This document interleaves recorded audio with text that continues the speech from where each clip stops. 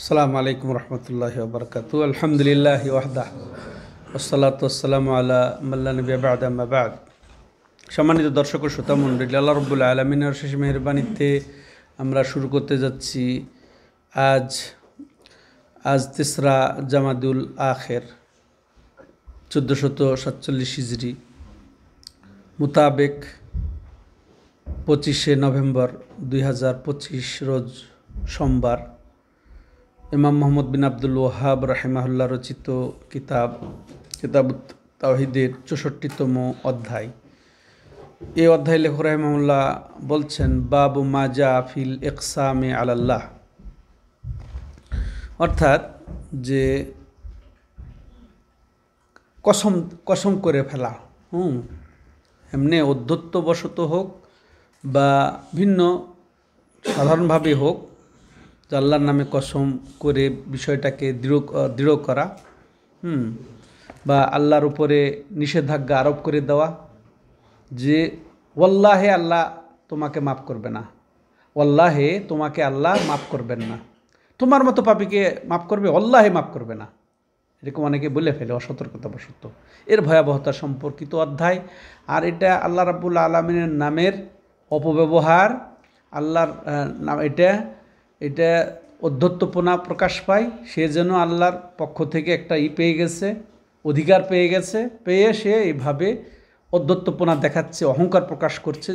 আমি তো খুব বড় মানুষ, আমি তো খুব আল্লাহর ওয়ালি, আমি অমুক তুমুক, কিন্তু তোমার মতো পাপীকে আল্লাহ মাফ করবে না।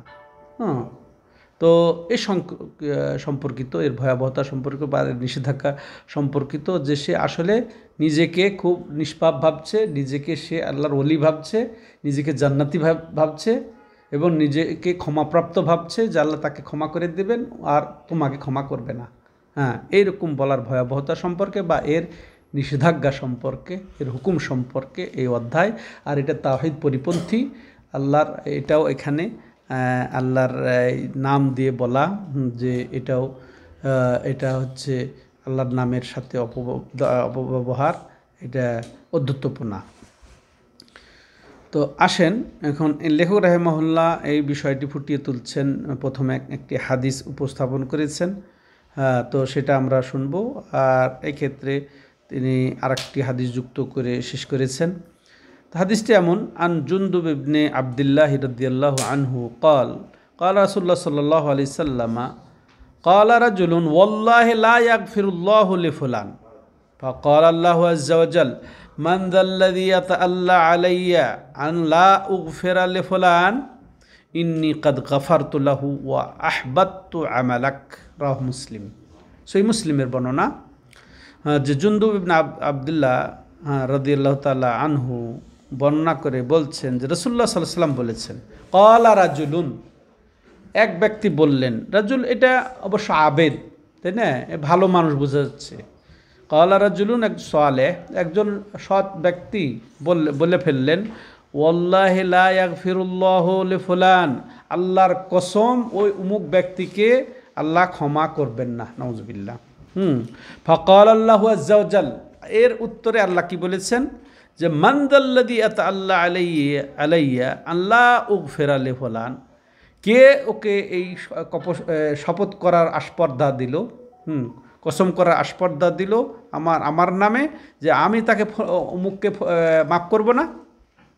ইন্নী কাদ গাফারতু লাহু, আমি ওই ব্যক্তিকেই ক্ষমা করে দিলাম। ও আহবাত্তু আমালাক, আর তোমার আমল আমি বরবাদ করে দিলাম, ধ্বংস করে দিলাম।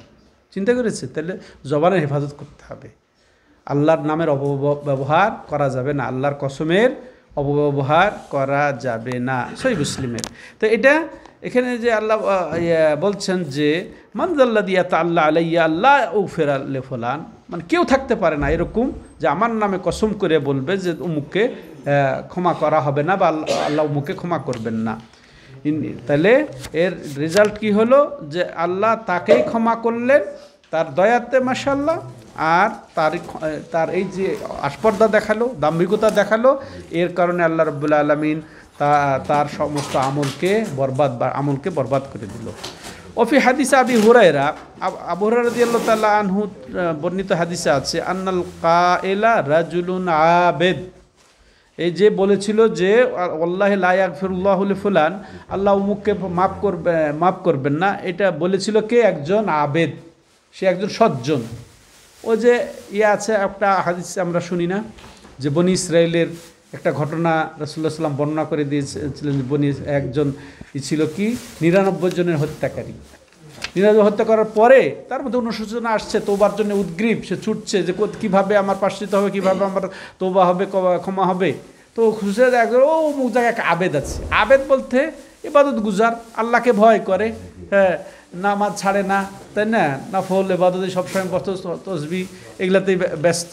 তো মুখ জায়গায় একটা আবেদ আছে, জান ওনাকে বলেছে যে সে 99 জনের হত্যাকারী, হাল লাহুমিন তাওবা, তার জন্য কোনো তওবার অবকাশ আছে? 99 জনের হবে আবেদ মানুষ, সবসময় ইবাদত নিয়ে ব্যস্ত থাকে, গুনাহ করে না, হ্যাঁ, মারা হত্যা, তারপরে আবার 99 জন, এই তোমার কোনো তওবার সুযোগ নেই, এইভাবে বলে ফেলেছে সে। তখন তার মধ্যে একটা জ্বলন সৃষ্টি হয়েছে। তখন সে একটা অস্থিরতার কারণে তাকে দিয়ে 100টা পুড়িয়ে নিয়েছে, তাই না? সংক্ষেপে আমি বলছি ওর ইয়েটা, তাকে দিয়ে 100টা পুড়িয়ে দিয়ে তার তো ওই মুনের ইয়াটা শুরু হয়েছে। খুঁজতে খুঁজতে সে আলেমকে পেয়ে যা হোক সমাধান হয়েছে, ওটা যেটা হওয়ার, ওইদিকে আমার যাওয়ার উদ্দেশ্য না। ওই আবেদের ফতোয়া ওইরকম ছিল, তাই না, যে তোবাতা নেই। এইগুলো বলছে যে ঠিক এই হাদিসটা একই হাদিসের মতোই, যে আল্লাহে উমুককে আল্লাহ ক্ষমা করবেন না। তো এটা আবু হুরায়রা রাদিয়াল্লাহু তাআলা আনহু হাদিসে আসছে যে ওই যেটা বলেছিল সেটা একজন আবেদ ছিল।